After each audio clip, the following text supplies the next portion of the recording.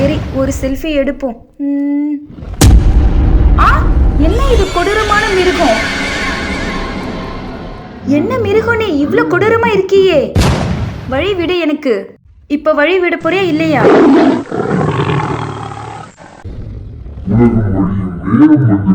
உன்கிட்ட எப்படி தப்பிக்க போறேன்னு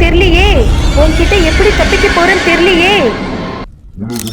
மறுமை நாள்ல அதிசய பிராணி ஒன்று இறைவன் படைத்து அதை மக்களிடம் நடமாட வைப்பான் என்று இறைதூதர் நபி ஸல்லல்லாஹு அலைஹி வஸல்லம் அவர்கள் நமக்கு சொல்லியிருக்காங்க.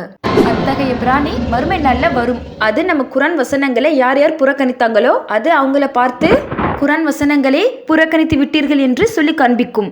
இது மறுமை நாளின் பெரும் அடையாளமாக திகழ்கின்றதுங்க. ஆதலால் மறுமை நாளை பயந்து கொள்ளுங்கள், அல்லாஹ்வை வழிபடுங்கள். நபிமார்களின் வரலாறுகள் அனிமேஷன்ல பார்ப்பதற்கு யூடியூப்ல இஸ்லாம் வீடியோஸ் அனிமேஷன் சர்ச் பண்ணி உங்களுக்கு தேவையான பயன்கள் அனிமேஷன்ல பாருங்க.